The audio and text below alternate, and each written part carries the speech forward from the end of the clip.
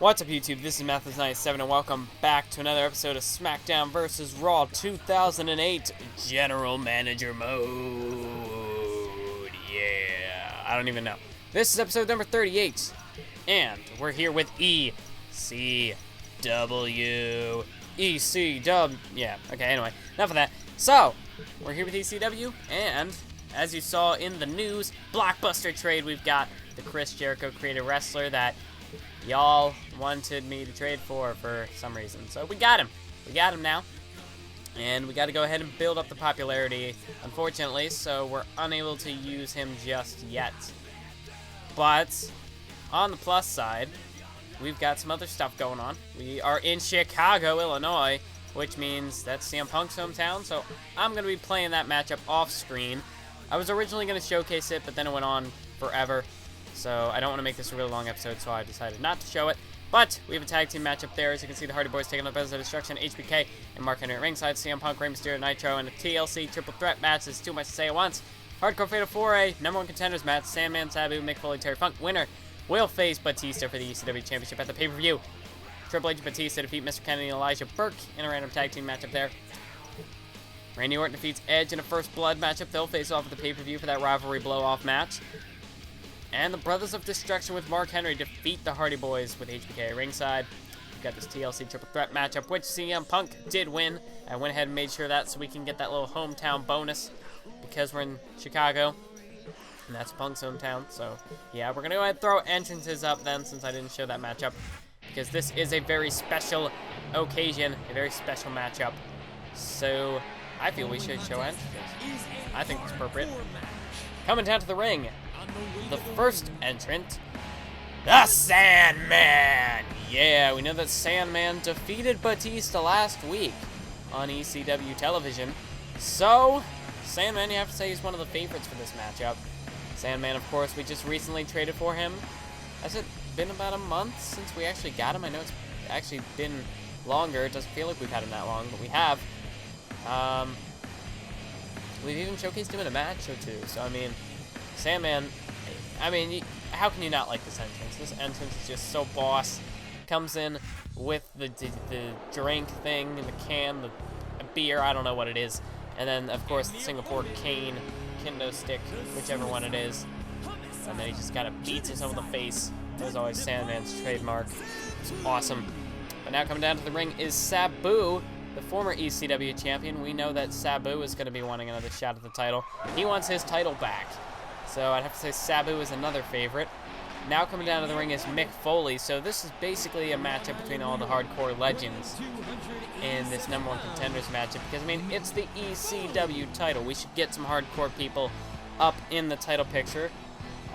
So Mick Foley, he's got a huge opportunity. He's got a huge opportunity here. Same with Terry Funk. Both of those superstars would... It really... I mean, I'm sure if they had a shot at the ECW Championship, they would not let it go to waste. They would put on a pretty good matchup, a pretty good fight to try and get the title. We just haven't had luck. I mean, fate hasn't been on their side in recent weeks. But this could be the start of a whole new beginning for either Mick Foley or Terry Funk. Same for Sabu and Sandman. I mean, they could go in the opposite direction. I mean, anything could happen here out of this Fatal 4-Way matchup. But this does combine...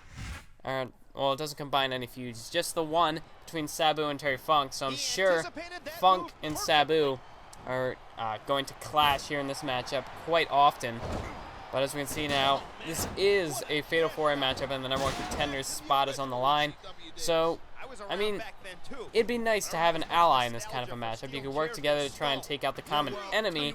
But overall, this is basically every man for himself. It's a Fatal 4-Way. So we probably won't see any alliances. Oh, look at that DDT right onto the chair early from Mick Foley. To Terry Funk even. So as we can see, alliances basically going right out the door. Right out the window. As we can see, Terry Funk trying to go after Sabu there. But now Sandman kind of trying to get in the way. Mick Foley and Sabu are going at it. Look at this. Terry Funk, big punch right to the chair. Into the face of the Sandman. And Terry Funk now looking to knock him down here. Big shot to the back. To the kidneys maybe even of Sandman. But yeah, this is actually this should be the start of summer now. Start of summer vacation. I know I'm doing this on Monday the 9th, which was my last finals day, which means that tomorrow is Tuesday the 10th, which is my last day of school, and it would be a half day because of how, I don't know, it's just for some reason the last day is a half day. Don't really know why, but it is. So yeah, there's that, and then it will be summer break. So this video should be up, I don't know, Wednesday maybe? No, probably not Wednesday, maybe like Friday or something. I'm not too sure. It'll be up this week. It'll be up at some point. I mean, it's obviously going to be up on the day you're watching it, or it could be up earlier than the day you're watching it if you're not seeing it on time. Anyway, I'm going off on a big tangent, aren't I? Anyways, we can see Sandman. He's got Mick Foley over there in the back, dropping some legs on his face. As we can see, Sabu is going after Terry Funk over there in the bottom. But yeah, this is, of course, a #1 contenders match for the ECW Championship.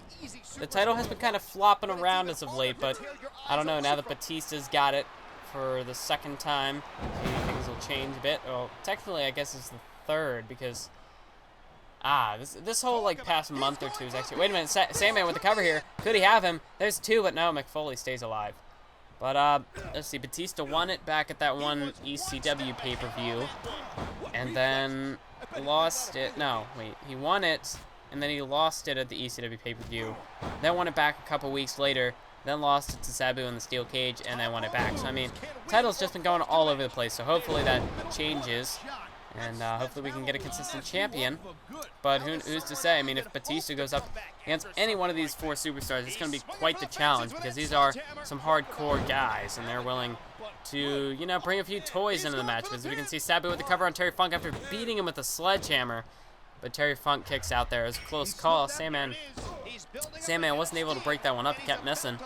But Terry Funk was able to kick out. Now look at this. Oh, hung Terry Funk right up on those ropes there with that like forward suplex. And now Sandman picking up Terry Funk on his shoulders here. Could be looking to take him down with a power slam. What's he doing? He's got him over by the corner. Don't tell me he's going to slam him into the turnbuckle here.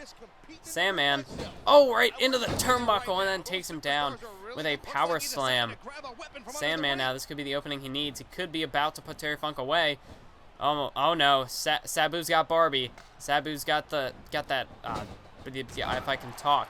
He's got the 2x4 wrapped in barbed wire. Maybe that's not Barbie. I think Barbie is Foley's, or is it Funk's? I think it's Foley's. I don't think it really matters. It doesn't really matter. It is a 2x4 wrapped in barbed wire. That is all that's important. As we can see, Sabu and Sandman were just in a collar and elbow tie-up there, but Sabu was able to get out of it. Now drop kicks Sandman. Foley and Funk are over there, now starting to beat the crap out of each other. Sandman now sending Terry Funk over to one corner, Sabu into the other. Oh, but he misses! He misses Sabu and goes crashing shoulder first into the steel ring post there. Sabu was able to sidestep out of the way and avoid that one. And man, did Sandman pay for that one. Went shoulder first, and now, wow. That steel chair just crashing right into the face of Sabu. Big power slam there by Foley. And once again, a steel chair to Sabu, connecting, I think this time maybe with the back of Sabu. Now look at this. Sandman, big punch now into the chair, into the face of Sabu. And now there's a chair shot to Terry Funk. Oh, but that just seems to have awoken the beast in Terry Funk. He kips right up after getting busted open. And now I'm sure he's looking to go right after Sandman or whoever he finds here. But no, Sandman taking the chair, taking it away from Terry Funk here. And there's a counter now by Sandman. He's got the chair once again here. But a counter by Terry Funk. Funk's got the chair now. Sandman looking to take that chair away from him. I mean, neither of these four superstars you want to see with the chair. Wait a minute. Oh my God! There's the guillotine right with the chair. Right to the throat of Terry Funk. I mean, Funk, it's got to be very hard to breathe now. Sandman, I'm surprised he didn't go for a cover off of that. But almost looking to just make sure that Terry Funk stays down. Off the chair, guillotine, going to the top rope here. Sandman hits the senton off the top rope. The Swanton-esque move. And now, wait a minute. Mick Foley cutting Sandman off, takes him down with the double underhook DDT. Sabu sneaks in for the cover on Terry Funk. Foley doesn't see it. 2 count. Sabu's done it. Sabu has snuck in and stolen the pin. He's even pinned his arch rival, Terry Funk, at that. He's stolen. He came in, he took Sandman's cover. Sandman hit the finisher. Sabu came in and stole the pin after Foley attacked Sandman. And Sabu has done it. Sabu will be going on to December to Dismember to face Batista for the ECW Championship. Wow. I'm speechless. What a finish that was. Sandman looked like he was closing in on the victory, but Mick Foley came in, delivered the shot with the 2x4 and barbed wire to Sandman, and then hit him with a double underhook DDT, went for the cover and wasn't even paying attention that Sabu had the pin on Terry Funk. Must have thought the referee was counting his pin, and Sabu got the win. I don't believe it, but look at this show rating, 4.5 star. We got a 5-star main event. Hell yeah! That's what I'm talking about. That's what I'm talking about. We should get those more often. Why is Chavo still WWE champ? I don't get it. I don't get it, but Raw putting up a 5-star show. We're going to go ahead and start building up Jericho's popularity. We got to get him up so that he can compete. We're probably going to build him up to about 90 or something like that.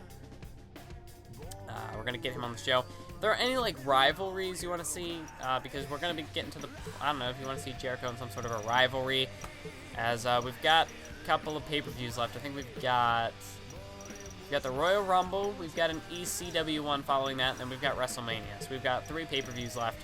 What's better is that we have the final pay-per-view before WrestleMania, so, okay. What you're going to see here, I'm just going to go ahead and trade Rey Mysterio for Snitsky, because Elijah Burke's contract expired. I wasn't sure if it was at the end of the week or after we did the ECW episode, so his contract already expired, so I'm just going to go ahead and sign him for 5 weeks, and so that doesn't go to waste, I'm just going to go ahead and trade Rey Mysterio, because I'm stingy, okay? I'm cheap. But yeah, we didn't really use Rey anyway, so I'm just going to go ahead and trade Rey for Snitsky. I was looking around trying to find possibly someone else that we could trade for along with Snitsky, since we didn't have Burke, and I was going to maybe let them pick up Burke, but I don't think any of these trades would work out. We just pretty much get Snitsky, and then I sign Burke off of free agency. That's what happens, because these guys are cheap as well. They won't give us 2 superstars. I tried for Regal. I think I also tried for Carlito, possibly, but neither of those worked, which was a bummer.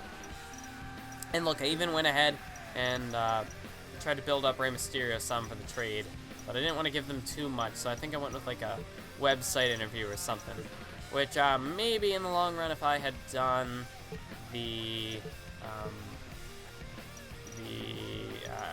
beta of the brand, if I had done that, I might have been able to get him, but it didn't work, because we see Snitsky's a 94, and he even has a championship, so I think he's really like a 91 or a 92, so this trade should have worked, but for whatever reason, they weren't willing to give up Snitsky and Regal. I don't know why. Didn't work, but yeah, it's a bit of a bummer, so this is still going to go on in the background, but that means the next episode is December to Dismember, which means the main event is going to be Sabu versus Batista. What the type of matchup is going to be, not too sure yet. We've done Hell in a Cell before.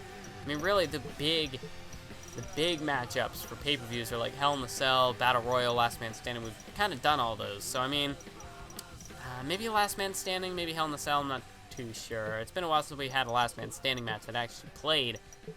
We might do that for the ECW Championship. Not too sure yet. Not fully decided. But let's go ahead and pick up Elijah Burke. We made the trade, and well, we didn't make it yet, but I realized we weren't going to be able to get anyone else, so I figured, you know what, YOLO, sign Burke, trade for Snitsky, yeah. So that's basically how that goes. Next up is the December to Dismember pay-per-view. Sabu versus Batista will be on the card, and I'm thinking we're going to start building up to a new #1 contender for the ECW Championship, so we might do a couple Battle Royals in there and other kind of matchups so that we can start a little tournament thing going. With our other 4 matchups, we'll probably just use those to kickstart some sort of a tournament for the ECW Championship. Edge vs. Orton is going to be a matchup, so that's probably going to be in the tournament. We got to let that rivalry continue. So here we are, December to Dismember, and we're just going to use those 4 matchups to basically build to some sort of tournament for the ECW Championship. But the main event is going to be, oh, I forgot about Iron Man. That could have been a possibility too, but I didn't go through that. So yeah, maybe next pay-per-view or something we could do an Iron Man match of some sort. But that's what we got. We got Sabu vs. Batista. That's going to be the main event of the pay-per-view. Should be great. I actually made a promo, a little sort of mini promo for that. It's like a minute or so long. Should be pretty cool. Figured do a little bit throwback to my one Backlash pay-per-view I did way back. I did some sort of like build up to that. And because it's our last ECW pay-per-view, I mean, December to Dismember, it's the last ECW pay-per-view with a name. Figured I'd do something a little bit special, so we'll have a promo for that before the pay-per-view begins, but I hope you're excited for the pay-per-view. Thank you all for watching, and as always, keep on YouTubing.